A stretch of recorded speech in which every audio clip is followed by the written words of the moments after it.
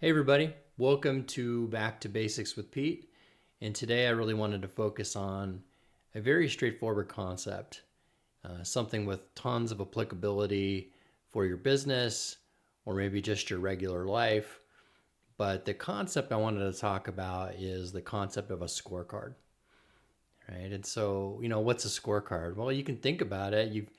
You've experienced scorecards probably hundreds of times in your life, right? Or a form of scorecard. Hey, think about a scoreboard, right? So your quarterly grade report when you were in school, or if it was a semester, or the score of a game, and you can see how it breaks down quarter by quarter, or period by period, or inning by inning, right? And this same type of concept of having a measurement, having a goal, having an owner for that measurement, a target you're trying to hit, and keeping routine progress tracked on your scorecard is something so simple and yet something that needs to be done far more frequent than it is to help you and your business achieve really improving and breakthrough performance and get past where you've performed yesterday, right? So,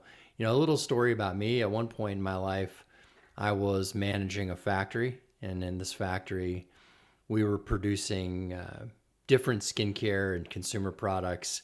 You can think about shampoos and body lotions and hand cream and all sorts of things that would be up on really the beauty aisles of any store, right? And we were not having a good time. A lot of our leadership team had turned over. I was really fresh. I was stressed, making mistakes, and we were not getting the production done that was expected for the amount of labor that we were putting in to produce it. And so we were having and experiencing very poor labor efficiency, but really poor output for the inputs.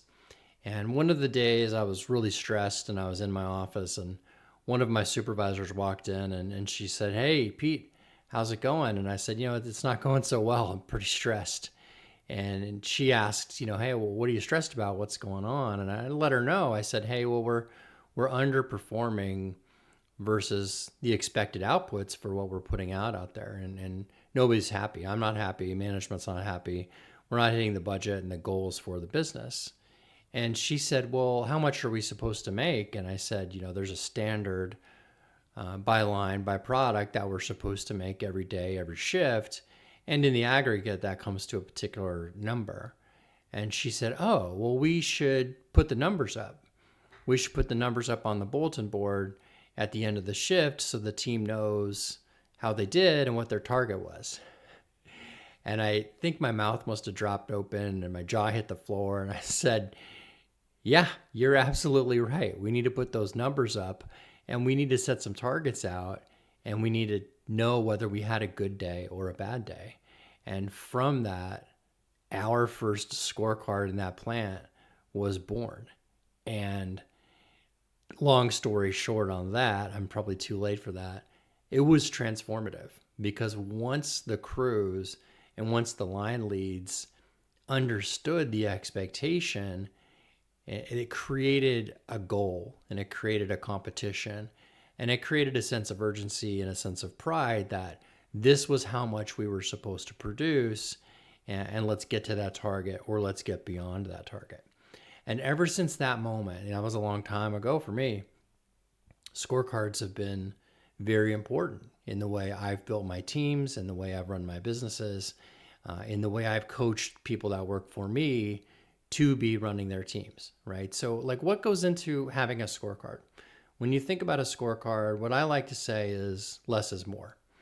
So, I want you to measure those things that you can do on the daily or the weekly activity list that are going to predict how you're going to come out at the end of the day, right? So, let's picture this for a minute. If you think about anything that you're going to do, there's stuff that goes into that process. That's like the inputs. There's the stuff you do in the process. We'll call that the process. And then there's the stuff that comes out of that process, which is the outputs, or in some cases, you might call that the outcomes. right? And so it's the inputs, the process, and the outputs. And what we find is that quite commonly we measure the outputs all the time. The revenue at the end of the year, or the profit, how big the company is, how many things we've totally produced in the year. And that's great. And you should measure those things. The total quality score for the year, the percent of on times or lates. The problem with that is after the fact, it's too late to fix that metric, right? So something's already happened. Inputs have come in. You've processed on the inputs. You've created a result. So measuring the result is nice, but you're not going to be able to fix your process or tell yourself that you're up for problems or going to have problems if you focus really only on what comes out of it. And so the next logical step is to move forward in that process and start looking at the process and start looking at the weekly and the daily activities. Now, I've probably said a couple things that are, maybe they sound contradictory, but essentially, let's think back to that factory example. If we're thinking about the end of the week, we needed to make 3 million units. Well, we should certainly be measuring how much we made every day and every shift, because if you notice after 3 measurements on the first day that you're only at 100,000 units produced and your daily throughput needs to be maybe closer to 600,000, you know that you're way behind and you're going to have to do something extraordinary to catch up. And what's very interesting is, why did we get to that 100,000? Very quickly, you can start to root cause and look at what are those problems that are going wrong in the process. So measuring early, measuring often, measuring activities, things that happen and you can control during the day and during the week that are going to be predictors of how that week finishes or how that month finishes. That is what you're looking for. So maybe you're in a sales process. One of the things you could measure if you're trying to get to so many new clients, one of those inputs that's going to be leading to that is how many leads have you created or how many leads have you contacted. And that might be a function of how much output did you put into the effort? Like, how much did you put out there? How many calls did you put out? How many emails did you put out? How many leads have you generated through marketing? So all these things that are upfront, they're going to lead what's going to happen downstream, right? And that's what you've got to be measuring. And so when I start to talk to clients or I just talk to people and I say, hey, how are things going? A lot of times they say, oh, they're not going great, or, they could be better. And I will say, well, what tells you that? And the thing that really tells you that is like these activities, these things that are going on in your day-to-day work and your day-to-day life. If you measure them, if you put some sort of, data and a number around it, it is a way to quantify whether we had a good day or whether we had a bad day. So like, how do you build one of these things? And when you think about a scorecard, what I want you to think about is just really, really simple, right? What is it we're going to measure? What is that like one line of description that says we're going to measure this? So that's part one, right? The next thing is, what is the goal for that? So if we're thinking about the year in terms of we need to be here at the end of the year, therefore we need to be here at the end of each quarter, therefore we need to be here at the end of each month, try to backtrack that into where do we need to be every week? And that will be your weekly goal.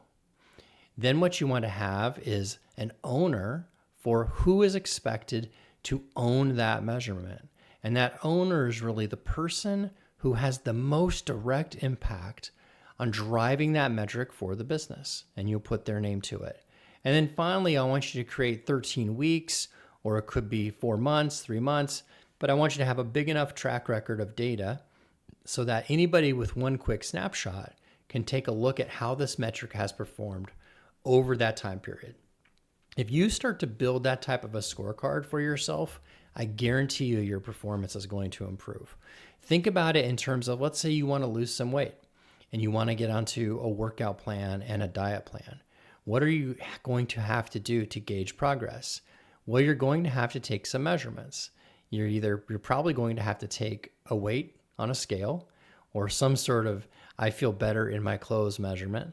But you're also going to have to track, well, what were my workouts like? Did I hit my calories expended? Did I hit my workout, my weight routine that I wanted to do, or the number of steps or the number of miles? All those things that are going into driving down the weight, those are the things you want to track to make sure you hold yourself accountable. The other thing that happens when you have a scorecard is by tracking the progress, you start to feel total alignment on where you want to go with the goals. And if you think about your team and you think about the alignment of the team, they love it too, because they can see what we're tracking, they can see where we're trending and where we're going, and it aligns us toward that end goal. And a lot of times for here, I think about sports and I think about, that where are we going? Are we going up towards first place? What are we tracking towards getting there? Are we tracking our wins, our losses, the amount of runs we score, the goals, whatever it needs to be? How are we tracking on getting to it? And when we fall short of a goal, we lost a game or we didn't play well or we had this happen, we can look at the results and we can assess it and we can make corrective actions. And the same thing happens on your scorecard. If you see that you fell short on a goal, you then have the ability to talk about that and address it as a team in the business to say, how are we collectively going to get to the goal? So I hope you're starting to see sort of the benefits of what these scorecards look like. If you're looking for examples of them, I would just Google business scorecard and hundreds and hundreds of examples will pop up. And if you'd like to know more on this topic, send me a note, send me an email. Love to get in touch with you and I could talk to you about how this will work in your business and how simple it is to employ, and I'm happy to help you do it. Thank you.